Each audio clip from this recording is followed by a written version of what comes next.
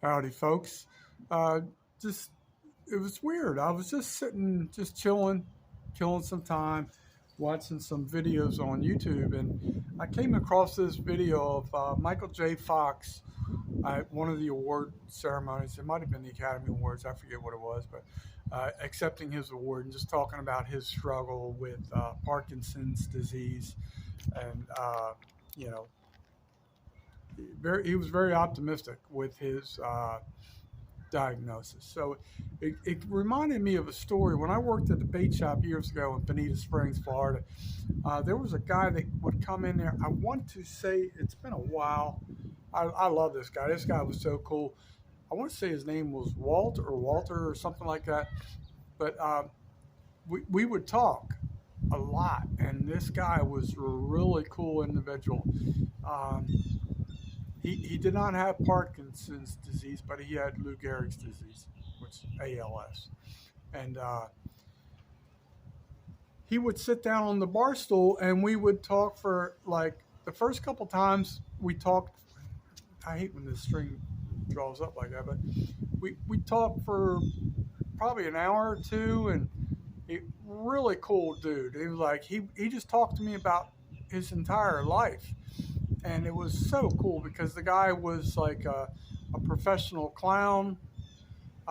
He officiated softball and basketball games and just a lot of things. And for some reason we really bonded, and I like that because it was something positive for him in a negative situation. And almost every week around the same time, uh, every once in a while he would miss like I want to say he did this on Saturdays or Sundays. I forget what day of the week it was, but he would come in. We would just talk, and coolest guy. I will tell you, like really look forward to visiting this guy, or him visiting, where I worked, and visiting with him, as my uncle would say.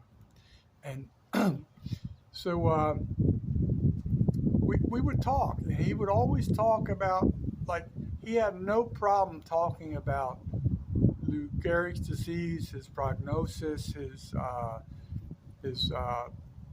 ultimate demise. That was, I'm trying to remember what he told me. I think he said he had 3 to 5 years to live or something like that. And it was pretty horrific. But the whole time, he would sit there and tell me stories on end about, like, when he was a clown, when he did officiated basketball games and all this stuff. Never, never shed a tear. He would talk about his disease. Never shed a tear. The only time he ever shed a tear in front of me, which made me like bawl like a baby, was when he would talk about how much he loved his wife and didn't want to leave his wife. So after seeing that Michael J. Fox Parkinson's video I just watched, it just reminded me of this guy. I'm pretty sure his name was Walter or something like that. But um, we talked all the time, all the time. Only time he would ever cry is talking about his wife. He felt guilty for leaving her, and all those type feelings. So um, it just you just never know, like uh, I admire him for being so strong and having so much love for his wife. I thought that was like truly his to me, like his legacy. It was weird. Like his wife would drop him off for like an hour and a half, and she would go do her thing, whatever, grocery shop or whatever it was. But somehow, with that bond that we had, uh, she, she knew that he liked talking to me for whatever reason. But you know, thinking about this today, man, I haven't thought about him in a while. I feel guilty for that, and I really miss our talks. And you know, I want to be the Walter to a next generation. You never know what's going to happen.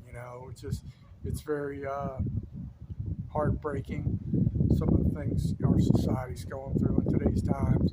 But Lou Gehrig's disease, it's not pleasant. It's very sad. And I will, if I remember, we had another customer that would come into the bait shop that had Parkinson's disease, and he had it real bad. So that'll be another story. But to my friend Walter, miss you, brother. Always love talking to you, my friend. Thank you.